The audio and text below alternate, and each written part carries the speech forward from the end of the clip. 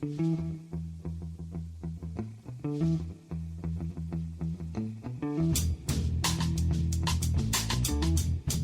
and welcome to The Price of Football, the podcast that follows the money behind our beautiful game. I'm Kevin Day and I'm joined as ever by the expert in football finance at Liverpool University, Kieran Maguire. Hello, Kevin. Hello. Do you miss me calling you Professor? I'm beginning to pine for it. Well, as we know from the last pod, it's Baron now. That's a great nickname, the Baron. Thank you very much. Because it's properly alright, because you don't drink, don't gamble, don't take drugs, but you're the Baron. That's good. It's a good nickname. See our pod of 2 weeks ago for further discussions on hilarious nicknames in football. This is Monday, so it's questions, because we've got a new regime now. On Thursdays, we have Kieran's in-depth analysis of the big stories of the week, and we did finish with an actual newsflash item basically at the end of Thursday with your stories about Watford. There will be more questions about that, but not today, because as I mentioned earlier, this is 2 minutes later, so we're moving on. Just for logistical reasons, we're recording two pods in the same day, so today is your questions.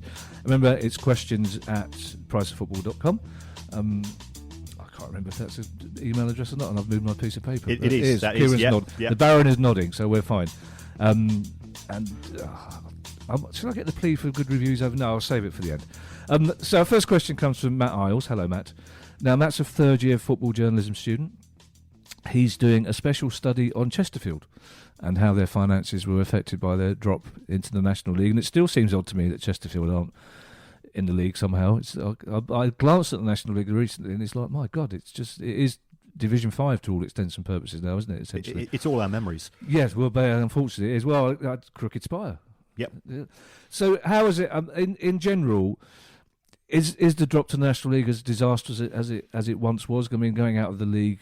I mean, in the old days when we were kids, clubs very rarely went out of the league because you had to apply for re-election, and the football authorities were reluctant to break up the old boys' club and let new clubs in. So you occasionally got something like Wimbledon, but for the most part, teams stayed in the league and bobbed along. But Chesterfield are one of those that dropped out. It's part of the pyramid now. Is it as big a problem as it once was? It is quite significant. The first thing that you lose is what's referred to as the solidarity payments from the Premier League. Now, for a League Two club, that's worth $700 to $800 a year. You do get a parachute payment in your first season in the National League from the EFL. So you do get a little bit extra money compared to other clubs in the National League, but that disappears fairly quickly, and then it's fairly tough. And if you take a look at what's been happening with Chesterfield, in 2018 they lost over £2 million, and we were saying, I think in a recent pod, pod, that was that £2 million for Watford or a Premier League club is relatively small beer, but if you're talking about a local village club or town club, whatever it's going to be, clearly that's a substantial amount of money, and that situation is going to get worse unless they can reduce the wage bill, and I think that will be the first thing that the club will have attacked. They're not having the greatest of seasons as far as the National League is concerned.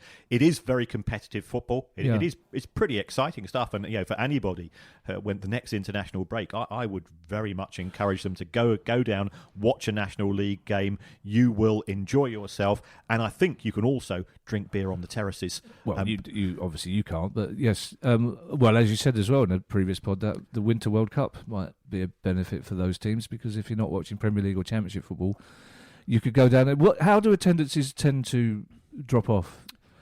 You don't tend to get as many away fans. If you think about it, you've got clubs like Plymouth who have been in League Two, and others clubs who travel in big numbers. But if the clubs come up from National League North or South themselves, some of them have huge followings. Stockport County they really are travelling in numbers these days. And there's somebody I used to live in Stockport, and I used to go and watch County on a regular basis. So I'm hoping they're going to get up this season. So you do lose out in terms of attendances. But they tend to sort of dibble along, because if you're a fan of Solihull Motors or whoever it's going to be, you're a fan of the club, and you're there from cradle to grave, as we all are. Yeah. And they don't tend to get the tourist fans. They don't tend to get the fly-by-night. So it tends to be a reasonably hardcore base. I think the issue is is that they're not appearing on. Is it Quest who now have got the EFL rights? Yes. So therefore, you're not getting the same commercial income and perimeter advertising income and things of that nature. That hits the National League clubs to a greater extent than anything else. Well, what's the BT deal though? Because BT are very good at promoting the National League, aren't they, and showing games. They do, but I think the numbers involved are pretty minuscule compared to what Sky are paying the League One and League Two clubs. And the way that the Sky deal works is that 80% goes to the Championship, 12% to League One, and 8% to League Two. Okay. But even so, the National League is a substantial amount lower than that. I suppose for some clubs like Leyton Orient, a couple of fans I know, the first season they get relegated, there's that kind of novelty factor. You go to every away game. The problems then start when you're not promoted back again immediately, isn't it? When you find yourself 4 or 5 seasons down the line, you're still in the National League and you're trying to attract new fans. In terms of the finances, has there ever been a club that's dropped out of the Football League and decided to go part-time to deal with the finances? Or are they all professional now? They are all professional.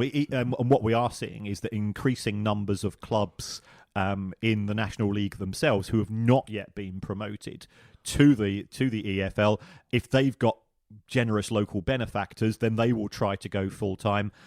Certainly, if you take a look at what happened with Salford City, they were being bankrolled nominally by the class of 92, but actually I think it's a guy called Peter Lim, and he was putting in huge sums of money. And to such an extent that I think, was it Adam Rooney went from Aberdeen in the Scottish Premiership to non-league English football, and by all accounts he didn't suffer financially as a result of that. If anything, he was better off. Oh, that's interesting. Well, that's one of the things we'll be discussing when we do our Scottish special in upcoming weeks. Stuart Barnett has asked a question. We're always talking about, unfortunately, clubs like Bury and Macclesfield and clubs in League Two always being on the verge of going out of business. He talks about Leeds United. Remember when Leeds United totally imploded in their bid to win the Champions League, essentially? Could a club as big as Leeds collapse again, is his question. Are there any worries for Premier League Championship clubs? Because you have, one of your drums that you bang is Champions League, Championship finances, isn't it? Yeah, but the clubs in the Championship, they lost £580 million in 2018. You need somebody with deep pockets to allow the clubs to continue. Now, all it takes is it could be done for political reasons. So it could be that the Chinese government has said that we don't want our citizens to own English football clubs. Then there could be a fire sale of 3 or 4 clubs there. You've got somebody coming in. You could have simply somebody's own personal circumstances change, as we saw happened with Bury. And I appreciate Bury isn't at the same scale of Leeds, but you are relying on these local businessmen, their businesses, carry on working. We're in uncertain times at present. If their businesses fail, then those businesses which are being used to subsidise the football clubs, that could disappear very quickly. So we're certainly not out of the woods. FFP doesn't work in terms of restricting the losses clubs are making. As we've seen, it certainly doesn't have much of an impact upon wages. So you put all those things together, things are precarious. We're relying on the goodwill of the multi-millionaires and billionaires who, let's face it, historically we've given a bit of a shoeing, but there's plenty of good rich people as well as some rogues as well. Well, that kind of leads us on nicely to the next question. It's the next question but I've decided in the kind of producing it as I go along to make it the next question, because it does lead on nicely. It's a question from Jazz Baines. Thank you for your congratulations, Jazz. It's very kind of you. He's a Wolves fan, and he's talking about how well run they are by Fosun, who are a Chinese company, and we seem to mention China as many times as we mentioned FFP recently. But using Wolves as an example of a well-run club, would you expect future Chinese investment in the Premier League? If it's in the interests of the Chinese government, if the Chinese government feels that they can expand their influence, they feel it's good for China as a country. The Chinese football fans, 80% of the kids that I teach at university are Chinese. They are all absolutely besotted with the Premier League. So it's something which people are very keen on in China. And We've seen this across Europe, that Chinese investment, provided the Chinese government believes that's in the best interests of the China as a country and for the fan base, then I think that will continue, but perhaps not to the same extent of putting huge sums of money when it comes to buying clubs. So we've seen the West Brom owners, they've curtailed expenditure there. I think Fosun, having spent a huge sum of money initially, are now trying to get Wolves onto an even keel so that it's being run as a business as well as an extension of the Fosun brand itself. Well, forgive me for not knowing this, but do Chinese companies have to ask then the permission of the Chinese government before they invest abroad? Normally, you would have to go in order to transfer funds from China to overseas. You have to get the approval of the relevant ministry. So, therefore, yes, there would be a consideration from the government as a whole. This flirtation with Chinese football is not new, though. I remember when Palace bought Sun Jihai and Fan Jihai, they weren't brilliant players. So that was basically an attempt to get some leverage and foothold in Southeast Asia. So it's not entirely new, is it? No. It's a massive market. I think it's very difficult for us to conceive the scale of how big China is. The number of cities that they have of more than 1 million people population is just crazy compared to we've got 3 here in the UK just about, and we think we're a big country. Yeah. It's nothing compared to China. It is a country which is developing, and it sees sport as a way of increasing its influence and bringing sort of cultural awareness, from in both directions. Well, I don't often get to say this, but from China to Ireland, we've had a question from James Mulrennan, and we talked at some length in the recent pod about the accounts of the Football Association of Ireland and what a mess they were in. But James has got a very interesting question, because he says, what role or blame should Deloitte get for this? Because these are the people who audited the accounts, refused to sign off these particular accounts, but as James points out, have signed off on many previous accounts when issues had been raised. So what is the responsibility of the auditor and the people who sign off the accounts, and is there any comeback on them? Potentially there is. I mean, if there is a complicated fraud, then auditors probably aren't going to spot it, because you don't look at things in that degree of depth. Right. So you're assuming You would. that you assume that companies are being run as legitimate businesses. Right. Or I think what happened in respect of the FAI was that money was going out and it wasn't being documented, it wasn't being approved, it wasn't being authorised, and that hadn't been to the same extent as before. Things very much accelerated in the final year of what we've seen in respect of the FAI. Nobody really is certain as about what's going to happen in the future. Is it bankrupt? Does it need the government to step in? The government doesn't want to step in. It doesn't want to get involved in ultimately what is a private organisation. At the same time, Irish football is huge in terms of its interest in what happens in English football, and they've got their own domestic leagues, and it's a way of flying the flag. So we'll have to wait and see there. But the auditors effectively washed their hands of the FAI accounts, but still charged €250,000 for the privilege of washing their hands. Really, that's a good wash, isn't it? So that would imply that there would be different auditors for the next set of accounts, or does it not work like that? They could resign. What they might be waiting to do is to see whether a new board is going to be brought in. It's a high-profile job from Deloitte's point of view, so you don't want to lose out on those.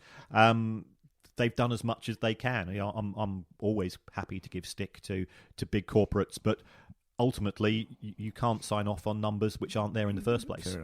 This is a question from Mark Ridley, who's a Reading fan. This is a really interesting question, I think, because it sort of delves into a slightly murky world. He uses as an example a player called Michael Hector, who went to Chelsea for £6 million and has since been on loan to various clubs in various parts of Europe.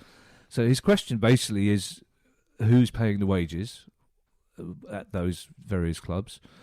And is that a way of Chelsea recouping their money? Because at the bottom of his question is that the loan system used to be to get experience for younger players. They'd go to another English club for a season or two and then go into the first team at their club. But with Chelsea having so many loan players, it seems that they're using the loan system themselves to pay for the loan players that they're getting from from other clubs. I think he's absolutely right. What we have seen is, and I think we've discussed this before, the view of a footballer as a commodity which can be used by a club to generate cash. So in terms of Chelsea, I think last season they had over 40 players out on loan. The majority of those players, I think the wages will be paid by the host club, but for the likes of Tammy Abraham and so on, Chelsea will have identified, of those 40 players, we think 5 or 6 of them have first-team potential. So therefore, we will put them on decent contracts. We don't want to lose them. And therefore, we will pay... Normally, it will depend upon the number of fixtures that the player has. So if that player plays 80% of the fixtures, Chelsea might pick up the vast majority of the wages. If it drops to 50%, then they might only pay half the wages and so on. So a lot of it is tiered towards getting the player some experience because they want to bring him into the first team the following season. For all of these other players, it's simply a way of generating cash. And if you take a look at Chelsea over the past 5 seasons, you don't think of Chelsea as a selling club. But they have made profits on player sales of £272 million, £250 million from flogging off players. And these will presumably be players that we've not heard of either, a lot of them. Well, Oscar, we know went, Diego Costa. Yeah. So those will be the flagship ones. Moreto, he went back to Spain and so on. But there will be a huge number of players who will go for the £2 to £5 million bracket to another club in Europe. It might be to a club in La Liga, but it's not one of the big 3 or 4, so therefore we don't take any notice. Yeah. And what Chelsea and other clubs, that by no means are they unique in this, is that they realise if they've got promising players who go on loan for a season, that player is improving his chances of finding a new job. He's in the shop window for 12 months, and therefore if originally we thought we could get 1 million for him at the end of the season, we could now sell him for 3 or 4 because he's a good season in Atalanta or Besiktas or somewhere of that nature. So to answer his question fully as well, so say Chelsea loan to Crystal Palace, one of their bright young things. Are we paying a loan fee for that and then all of his wages, or are Chelsea paying some of his wages and we're paying the rest? Normally it depends on how promising he is. So for something like Ruben Loftus-Cheek, who I think came to Chelsea for Batshuayi, I think you'll be paying a proportion of the wages, but the proportion of the wages that Palace will pay will be linked to the number of appearances that he's getting at Palace. I know Steve Parish, I don't think he'll mind me saying this, because he predicts that the loan system will only get bigger because under-23 football isn't fit for purpose for developing young players. So presumably this is going to be a lucrative market in years to come. What's the limit at the moment on how many loan players a club can have? Well, I think you can only have 2 players come in to the Premier League. But UEFA and FIFA are both unhappy with what Chelsea have done.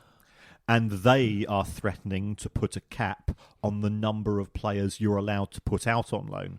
Now, if they cap that at, say, 12 players, that's going to have a huge impact upon Chelsea's business model, which is, especially with EPPP the way it is, it's that they're just a factory farm. They then filter out the wheat from the chaff, and they put a load of these players out on loan with a view to making money on the back of that. Well, talking of business models, it's seamless almost, isn't it? Tom is a Bristol Rovers fan. Tom is very optimistic as Bristol Rovers are flirting with promotion stroke playoffs towards the Championship. And it's a good question because it puts some flesh on the bones of one of your big bugbears, the Championship. What does it cost for a team like Bristol Rovers to stay in the Championship wages-wise? And if a team like Yeovil doesn't spend deliberately doesn't spend to try and compete, and they're happy to come straight back down, is it worth them having a season? We talk about one season in the Premier League is the promised land. That's all you need. Is it the same lower down? So for Yeovil getting one season in the Championship, is that them sorted for 10 years now? Probably not for 10 years, but one season in the Championship is certainly worth it from a smaller club's perspective. And the reason for that is twofold. First of all, the TV money goes up from 1 million to 7 million. So for a club such as Yeovil that's operating on a small budget of 3 to 4 million a year. So that will effectively keep the club going for 2 to 3 years. You've also got the benefit of Leeds, Derby, Forest, Borough, all of these well-known clubs whose fans haven't been to Yeovil, so therefore they're going to sell out every away ticket, which you're not going to be doing the case when you're hosting Walsall, or you're hosting Rochdale or other clubs in League One. So you're going to get extra money coming in. And it certainly has worked, because Rotherham announced their results recently, and Rotherham made the biggest profits of any club in the Championship in 2018-19. Wow. Now, in a quiz question, that was a pub quiz question. Yeah, of course. You would not get too many correct answers in respect of that. Were you surprised by that? I know Rotherham are well run, and I'd put some stuff out to Twitter. In fact, they've invited both you and I to go and see how they operate, because they say we're a really smart run club. I'd like to do that. Yep. The average wage at Rotherham, £3,600 a week. And we're going, well, hold on, that's still 180 grand a year. But the average in the Championship as a whole is 16 grand a week. So they're on substantially lower wages. They've been promoted, and they've just said, we're going to carry on as we have before. How did they attract players then? I mean, I know £3,600 a week is a lot of money, but in terms of the figures that we bandy about, it's not, is it really? If other Championship clubs will pay them, as you say, 16,000, 17,000 plus, how did Rotherham attract players on that model? Well, they will have had players who have come up from League One on existing contracts. Now, those players will actually be quite happy, because those players will have had their wages doubled. Yeah, fair point. And you're fishing in a different pond. So what Rotherham will have said to players is, look, nobody else in the Championship's interested in you. We're willing to pay you like £3.5 grand a week. We're going to put you in the shop window, because you are going to be playing. If you play well against Leeds, if you play well against Sheffield Wednesday, you're going to get yourself noticed. So it's still an attractive proposition from the player's point of view. Even so, it means that you're not attracting the same calibre of players. Rotherham were relegated. They're now back in League One, but from a financial point of view, they're still in a strong position. The fans are grumbling a little bit, but I think they're a really smartly run club. And I don't know whether you've been to the New York Stadium. No. It's pretty impressive. It's a good little setup they've got there. Well, let's go. I look forward to a trip to the Millers. So, if you're a Bristol Rovers club owner, to further answer Tom's question, and you do get into the Championship, and presumably that's going to be the height of your ambition for quite some time for a club the size of Bristol Rovers, would you be looking to maximise, horrible word, would you be looking for new shirt sponsors? Would you be looking for new ground sponsors? Do you try and cash in as much as possible, or do you presumably there'll be a contract with the original shirt sponsors and so on and so forth? Would that automatically generate more money? Yeah, there's normally clauses for promotion. The commercial department they'll be doing handstands, because for a start, when Leeds come to town, there's a good chance that will be chosen by Sky for a live broadcast, because Leeds haven't been to Bristol Rovers for so many years, and there's the romance of it all. Neither have the broadcasters, so yeah, that's interesting. So I interrupted you. You were in full flow then, weren't you? But then you stopped. I've forgotten what I was saying. The Baron never forgets anything. How can a man who doesn't drink or take drugs forget anything? So it's obviously it's worth getting the Championship. So a sensible club owner would see it as an opportunity to keep the club afloat for several years, rather than just trying to cash in the short term. That's right. And going back to what you were saying about players, remember we had Darren Robinson in a few weeks ago, and he said it's attitude of players which is more important than talent to a certain extent. So if Rotherham do get promoted, their aim is survival. You've got players who have come down from the Premier League who, well, they don't want to go to Rotherham. They're on big contracts. They also they're not familiar with the Saturday Tuesday form of existence in the Championship. Whereas the players in Rotherham, they come up from League One and League Two. It's what they are used to, and they're aiming to get that avoidance of relegation. And they fought pretty well. They only went down, I think, the last two games of the season. Well, Tom, thank you for that question. Thank you to everybody who sent a question in to our new Monday Questions pod. If you want to send a question, please, it's questions@priceoffootball.com. And The Price of Football is a Dap Dip production, and this is the bit I hate, where please leave us, please, come on, look at these eyes, look at the way I'm fluttering my eyelashes. Please leave us a review on your whatever platform you wish to, but make sure it's a good one, and then, Guy's algorithms will be perfectly in tune. See you next time. Cheerio now. The Price of Football.